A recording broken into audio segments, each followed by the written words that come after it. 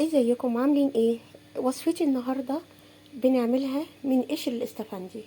هنعمل وصفة مفيش بيت بيستغنى عنها، وكل البيوت المصرية كلنا بنستهلكه استهلاك كتير جدا بصفة مستمرة يوميا في كل حاجة وفي كل المنظفات. تابعوني شوفوا هنعمل وصفتنا ازاي. واللي لسه ما اشتركش عندي في القناة يا ريت يدعمني بالاشتراك واللايك والشير واحلى كومنت من احلى ست البنات وست الستات. تابعيني. الفكرة بتاعت النهاردة ترند في الايام اللي فاتت وفي الشهر اللي فات، ترند كتير قوي، اتعملت باكتر من طريقة. هجربها معاكم وبكل مصداقية هقول لكم رأيي فيها. اول حاجة انا عندي حلة هحط فيها قشر الاستفندي. دول تقريبا بتوع 6 7 استفنديات القشور بتاعتها. زي ما حضرتك شايفة كده هحط عليها كمية مية وهولع عليها البوتاجاز. زي ما حضرتك شايفة كده انا حطيت على قشر الاستفندي مية وولعت عليه البوتاجاز. في ناس بتضربه على طول في الخلاط، بس ما للأسف يعني بيكون في القشر ما بيدوبش زي ما بياخد غلوة كده يتسلق على النار. الطريقة دي بتكون اسهل كتير واخف على شفشق الخلاط عندك او على موتور الخلاط.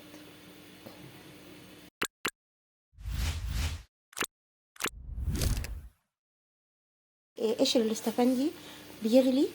انا هسيبه لغايه لما القشر يستوي خالص ويتهري علشان يتضرب معايا بسرعه في الخلاط او بالهاند بلندر. انا كده قشر الاستفندي برد خالص، يعني ما بقاش بيغلي. هحطه في شفشق الخلاط واضربه وبعد كده اصفيه. زي ما حضرتك شايفه كده انا حطيت قشر الاستفندي في الخلاط وهضربه.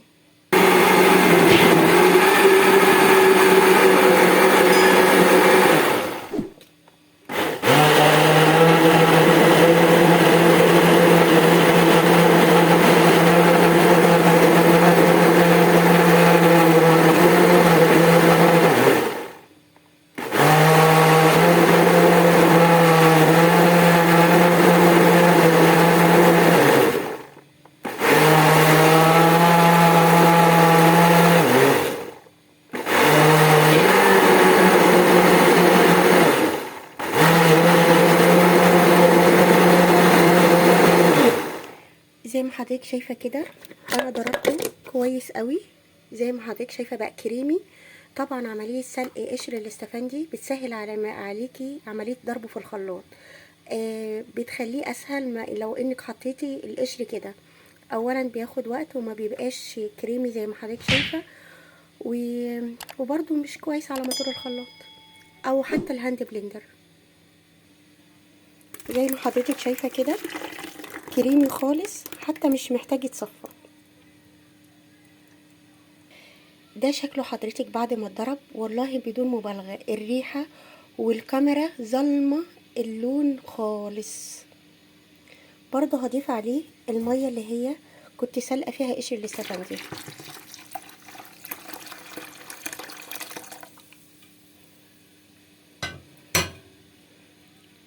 وهقلبه.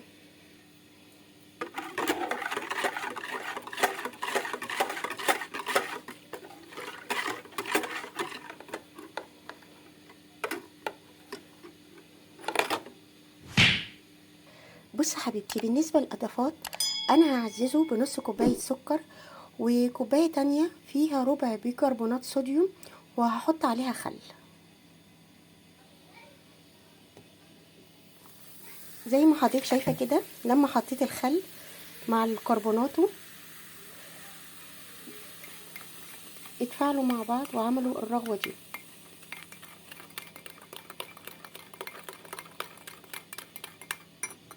بعد كده هضيفه على الصابون عندي.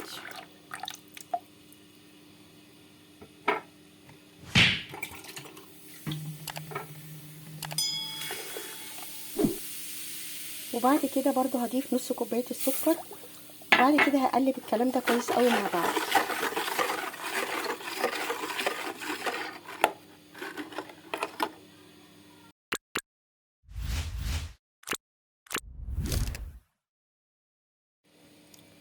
بعد كده انا هحط 5 معالق نشا وهدوبهم في ميه. زي ما حضرتك شايفه كده انا حطيت 5 معالق نشا وهدوبهم كويس قوي بالميه قبل ما اضيفهم، عشان ما يحصلش في الصابون اي تكتلات. زي ما حضرتك شايفه كده انا دوبت ال5 معالق نشا تقريبا في كوبايتين ميه، ودوبتهم كويس قوي. وبعد كده هضيفهم زي ما حضرتك شايفه كده، وهقلب برضو كويس قوي.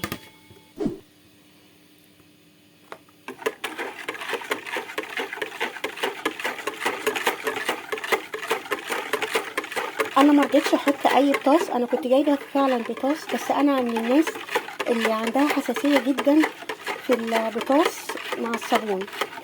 فشفت بصراحه يوتيوبر عاملاه بالكربونات والخل.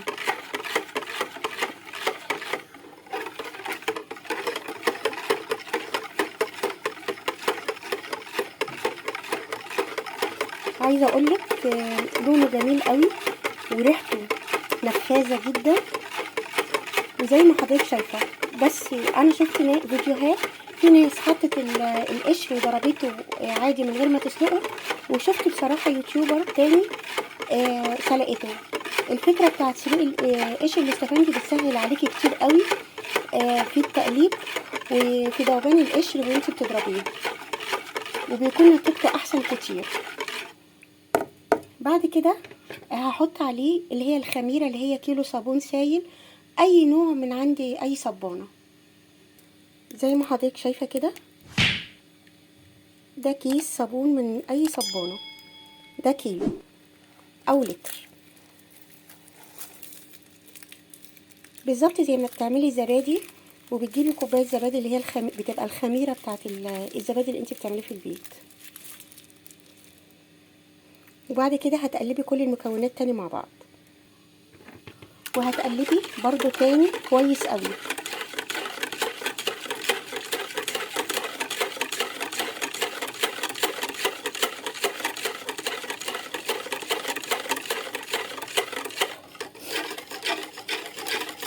هو بياخد تقليب كتير.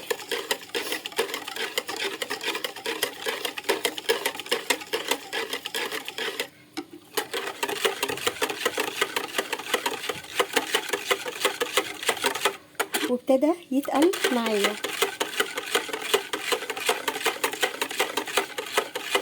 وهحط برضو عليه مكون معلقه ملح ليمون.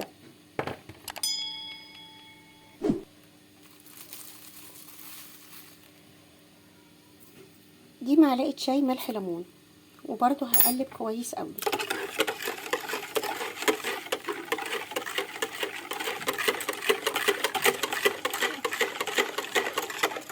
بصي عززت الرغوه معاكي ازاي، وبتساعد طبعا ملح الليمون بيساعد على النظافه في اي حاجه.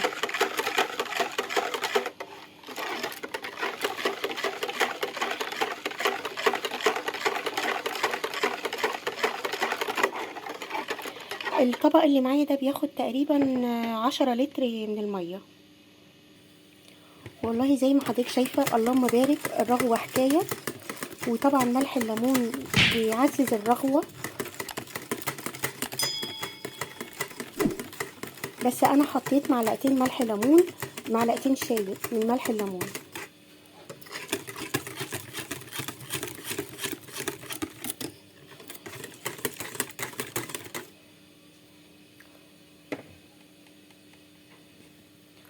وهضيف عليها نص ازازه جريسلين اهي، للمحافظه على نعومه الايدين. انا حطيت نص ازازه، وهقلب كويس قوي.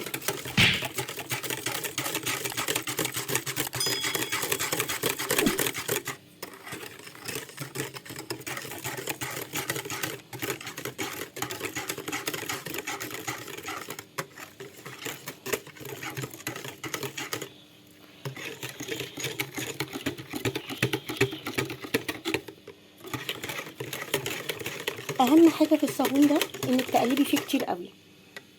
وبصي اللهم بارك الرغوه، بصي ولونه مش محتاج حتى تحطي له اي لون اضافي، كل دي رغوه. بصي بصي بصي الرغوه اللهم بارك لغايه ايه، لغايه فين، يعني حتى مش قادره اوصل للي هي الكم. بصي الرغوه عاليه وجميله ازاي، والاضافات بالظبط اللهم بارك بالظبط زي ما انا حطيتها معاكم. انا ما حطيتش كنت هحط بطاس او صودا كاويه، بصراحه ما رضيتش، وغيرت رايي في اخر وقت لما شفت حد تاني عامله بيكربوناته والخل. هيكون اخف طبعا.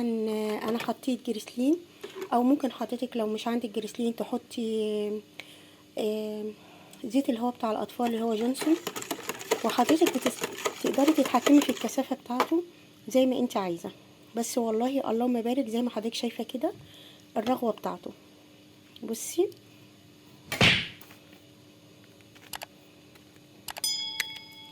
بصي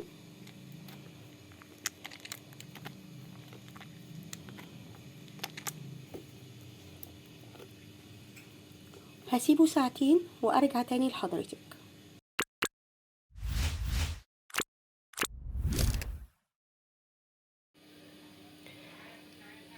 ازيكم عاملين ايه؟ الوصفه بتاعتي النهارده وصفه الصابون السائل بقشر الاستفندي. ايوه بقشر الاستفندي. الوصفه دي طالعه ترند تقريبا بقالها شهر او زياده. بصراحه لما جربتها والله اللهم بارك، هي كل اللي انا اتكلفته بالظبط حق كيلو الصابون السائل، وكل المكونات بتاعته التانية فهي موجودة عندك في البيت.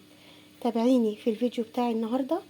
انا كل اللي غرمته اللي هو حق الصابون السائل اللي هو الكيس ب5 جنيه في الصبانة، وكانت ازازة الجريسلين. يعني كل الحكاية انا عملت كل الكمية دي اللهم بارك هي ب10 جنيه.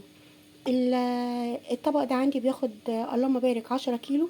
انت حضرتك تقدري تخففيه او تتقليه. بصي بصي التقل بتاعه، وعلى فكرة ما ضفتلوش اي لون، ده هو لون الاستفندي انا عاملاه.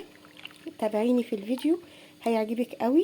بصي ادي التجربة والله اللهم بارك. انا كان الحلة اللي هي الاستانلس اللي كنت سالقة فيه اللي هو قشر الاستفندي، عايزة اقولك كانت مطوسة. بصي انا حطيت حبة رغوة، بصي مية وصابون. بصي الرغوة بتاعته، بصي الرغوة بتاعته قد ايه. عايزه اقولك بينظف الكوبايات ويخليها بالزيق كده من كتر النظافه، واللي هو زي مثلا لما كنا بنيجي نغسل كده الكوبايات وعايزينها تدوي زي الكريستال، نحط نغسلها بالرابسو او بالاريال. عايزه اقولك اللهم بارك جميل قوي. كل الحكايه انت بتجيبي الاستفندي بدل ما ترمي القشر هتستغليه. حلوه قوي قوي قوي، فكرته حلوه موفره. انا عملت معاكم قبل كده الصابون السائل بس بالخلطه الجاهزه.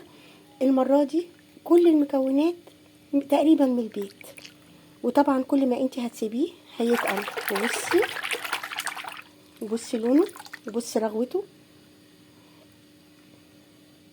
تابعيني في الفيديو بتاع النهارده حلو قوي.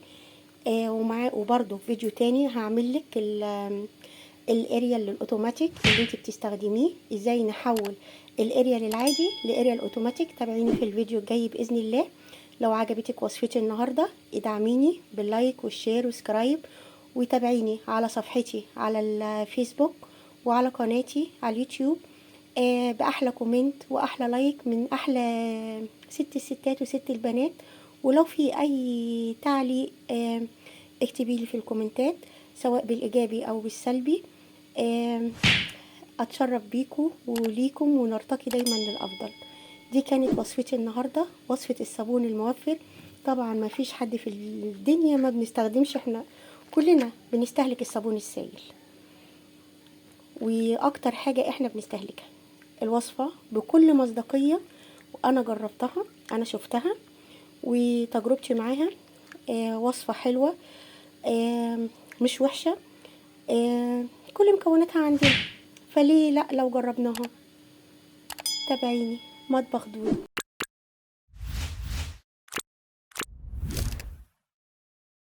شايفة اللهم بارك. ملا تقريبا عمل اكتر من 10 كيلو صابون. وعايزة اقولك بصي الرغوة، بصي الرغوة تحفة. وشايفة الرغوة باينة في الازازة ازاي. كل ده من قشر الاستفندي. جربي الوصفة، الوصفة جميلة قوي. وصفة التوفير. بدل ما نرمي القشر نستفاد منه. ومحدش فينا بيستغنى عن الصابون السائل. جربيه، الوصفة تحفة وجميلة. وده لونه، يعني ده اللون بتاعه، انا ما حطيتش اي الوان، ده لون الاستفندي. وعايزه اقولك والله الريحه جميله جدا، والريحه نفاذه جدا. والرغوه بصي زي ما حضرتك شايفه، اللهم بارك. يعني انا مش، هو مليان لغايه هنا علشان الرغوه بتفور. تحفه، جربوه. صابون التوفير من 10 كيلو تقريبا، الكيلو وقف علينا ب2 وتقيل. وتقدري حضرتك يعني تتحكمي في السمك بتاعه او في الخفية على حسب استخدامك. لو عجبك الفيديو ادعميني باللايك والشير من مطبخ دودو.